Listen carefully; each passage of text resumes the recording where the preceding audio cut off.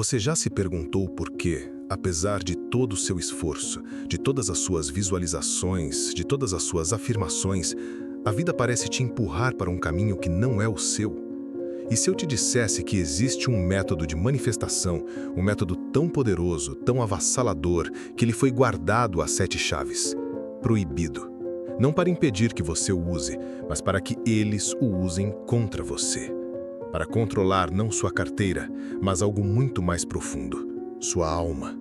Prepare-se, porque o que você está prestes a ouvir não é apenas uma teoria, é a chave para a sua liberdade. Eu me lembro da época em que devorava cada livro sobre a lei da atração. Visualizava meus sonhos, repetia afirmações até a exaustão. E por um tempo, parecia funcionar. Pequenas coisas, um estacionamento vazio, um reencontro inesperado. Mas os grandes sonhos, aqueles que ardiam na minha alma, pareciam distantes, quase zombando da minha ingenuidade. Havia uma frustração crescente, um vazio que não se preenchia. Via gurus prometendo riqueza e felicidade, mas o mundo lá fora continuava o mesmo. A desigualdade crescia, as pessoas pareciam mais perdidas, mais presas em ciclos de dívida e desespero. Comecei a me questionar. Se a manifestação é tão simples, por que a maioria de nós ainda luta?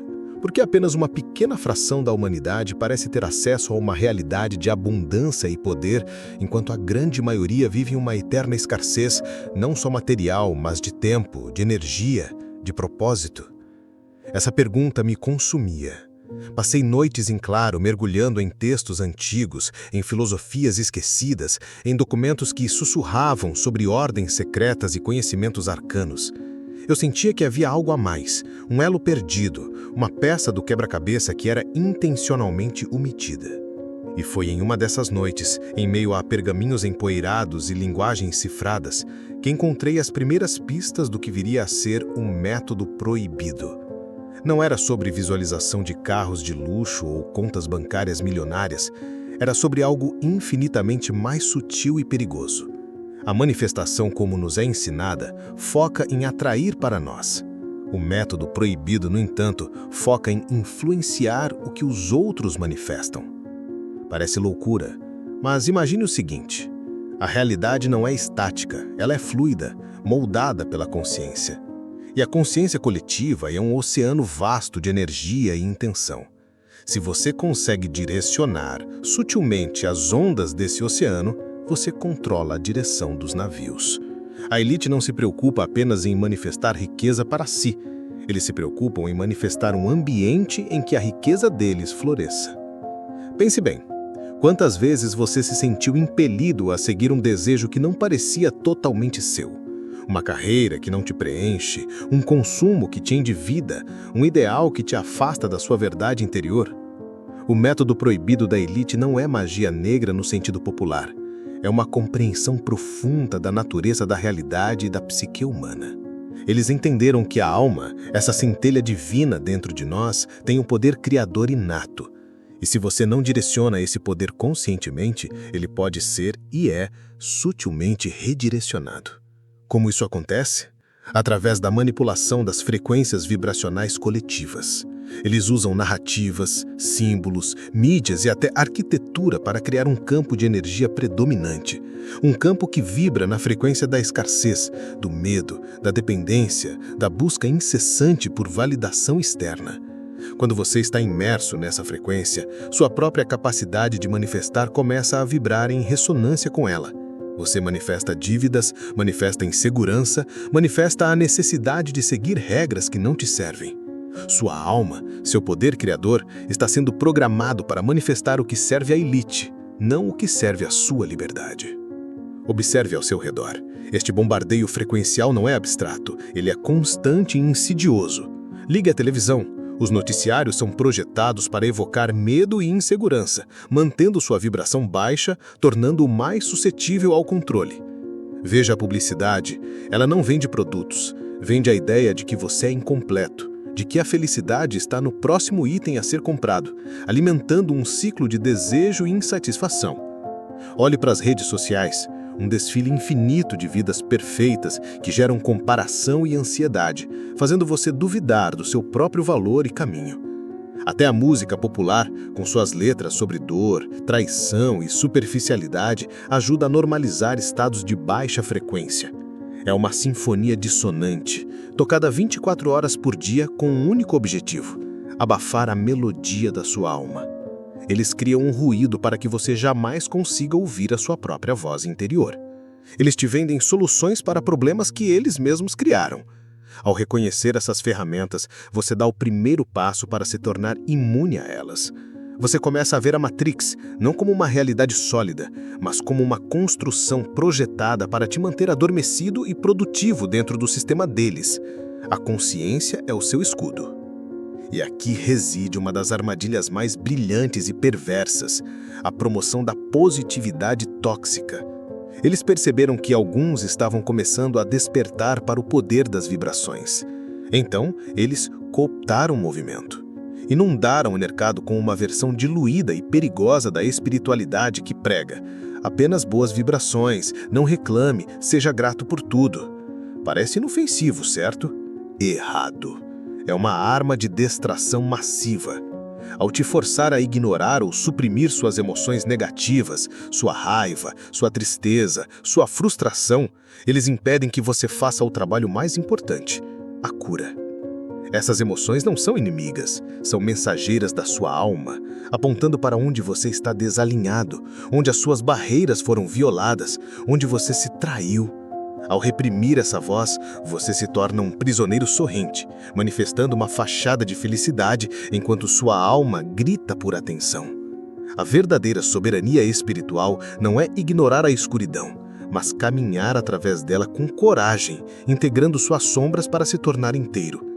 A elite ama a positividade tóxica, porque ela mantém as pessoas passivas, conformadas e, o mais importante, desconectadas da verdade visceral de suas próprias experiências.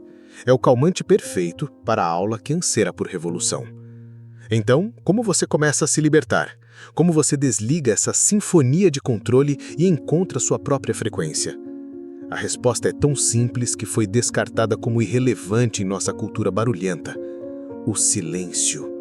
O primeiro ato de rebelião espiritual não é um grito, mas um sussurro interior que só pode ser ouvido na quietude.